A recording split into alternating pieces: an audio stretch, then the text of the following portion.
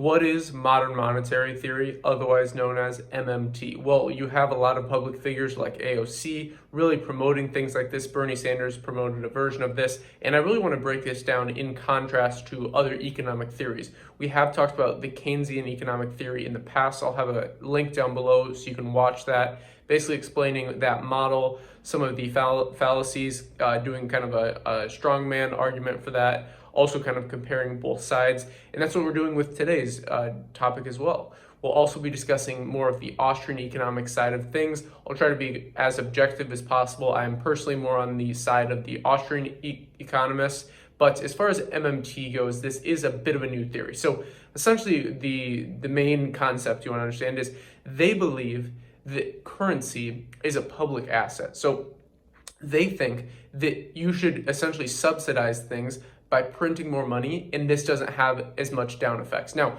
the other side would say the negative effects of printing more money, and we're going to get into more details. This is just very, very basic so you understand. The other side would say the danger of printing more money is, well, inflation. You've seen this in places like Venezuela, where it's absolutely insane. You know, you go to bed one day and you have, let's say, 100,000 pesos in the bank account, and you wake up the next day, you still have that same 100,000, but guess what? It's worth 100. That's a bit of an extreme example, but this happens. This has happened throughout history. This is not something that's in a movie or in a book. This is history, guys. And this is, in my opinion, why it's so important to really understand the potential issues with inflation, which they're very, very real. Now, I'm going to go back and forth between these different arguments and just kind of play this as a logical game. So the MMT crowd would say, the way you battle inflation, so the upside, obviously, with printing more money is you would be able to inject capital into new things like the Green New Deal. You'd be able to increase employment, so more jobs circulating in the market.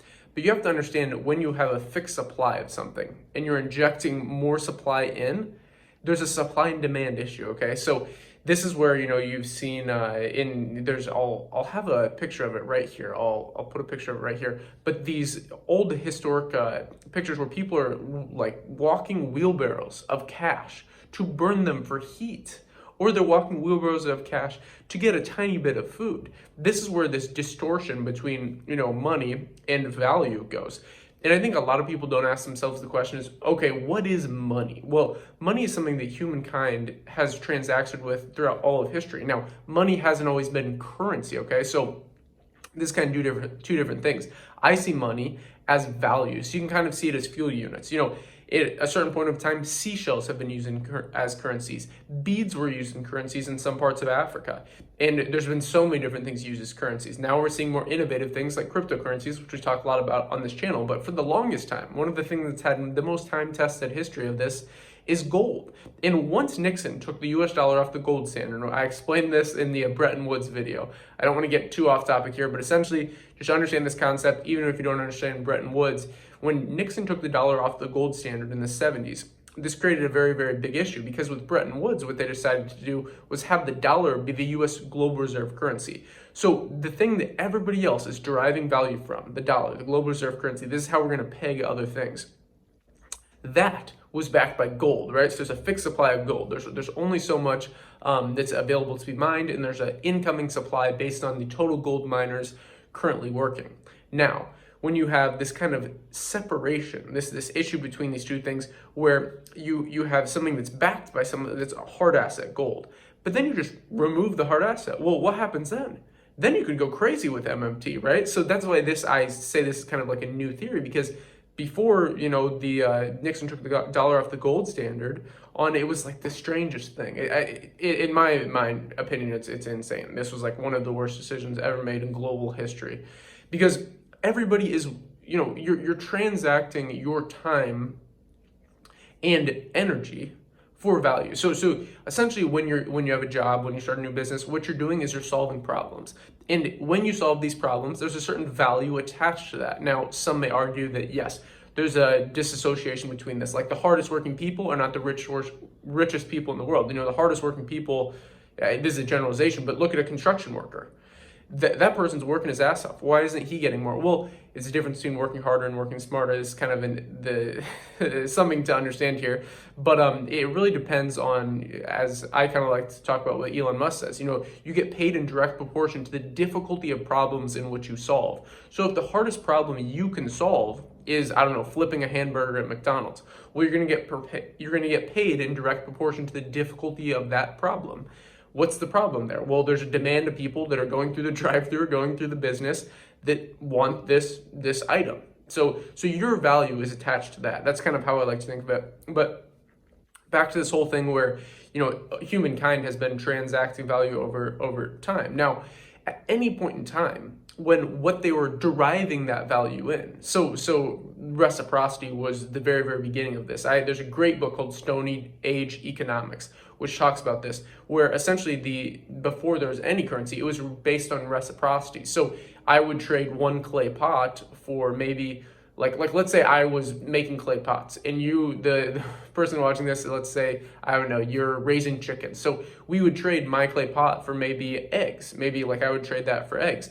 And this was value. Also, you have reciprocity. So let's say I make something with those eggs and I give it to a neighbor. It's kind of this tit for tat idea where it's direct reciprocity. Now, we live in kind of this crazy world where there isn't a ton of reciprocity for, if you walk into a business and you ask for a meal, let's say you walk into a restaurant and you say, oh, I'll pay you back later. That's kind of like reciprocity, right? Let's say you just walk with it. Nobody's going to do that. So we have to have some value, right? Maybe you can do that from a family member. Maybe a family member can give you something, and then maybe one day expect, hopefully you return the favor. That's reciprocity. It's the basics. So circling back around to this idea that this thing that we're deriving value in can just be inflated away with no consequence. Well, the MMT people would say the reason this is, and now I don't necessarily agree with this, but this is what they would say. Obviously there's tons of benefits with this. Yes, I mean, of course there's benefits with this. That's where I agree. But the problem is you have to analyze the downside, and you can't just, with yin and yang, you can't just focus on yin all the time and be tunnel visioned. You have to contemplate the yang. So what they would say is all you have to do is lower taxes. That's like, talk to anyone who's into MMT. That is what they would say if they know what they're talking about, and that's a decent argument. Now, the problem is you have to use the logical tool of arguing ad absurdum. So you have to take that to an extreme. So what are you going to do? Lower taxes to zero?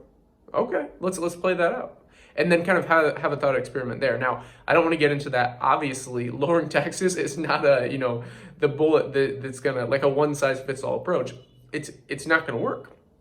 The reason this is look at what Venezuela tried to do. And I'm not going to try and bore you with the details here, but you can do your own research on these different things. I'm just laying out the different arguments.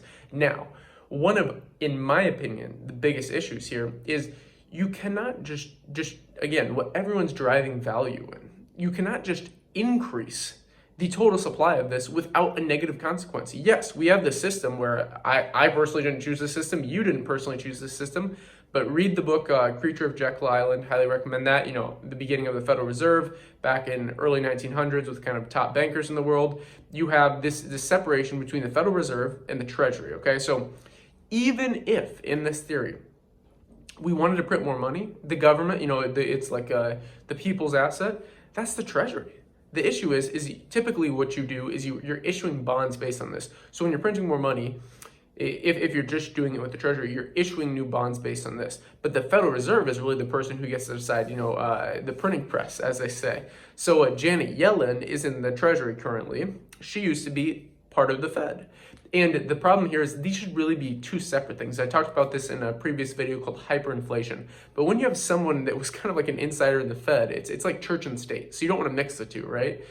You had a previous insider in the Fed, now working at the Treasury. Well, this is kind of like a distorted situation. That's why I personally think we will see inflation. We might see deflation before the inflation comes. I can make a video on this if you're a bit confused.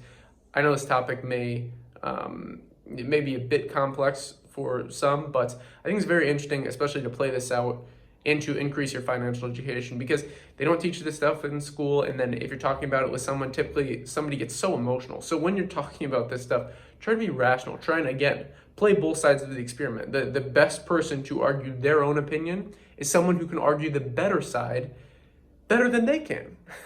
So that's kind of the thing. Like if you're a Keynesian economist, you need to be able to argue the Austrian side better than they can, or the MMT side better than they can. And there's other kind of like economic theories, but it's pretty much all for today's video. Just kind of understanding that what's going on with MMT is essentially they think that printing more money, increasing the overall money supply, and this is not just the base money supply. You know, you have M1, M2 money supply. That's kind of for another video, but they think that doing this will, increase new jobs. Yes, it would. They think doing this would help things like the Green New Deal. Yes, it would.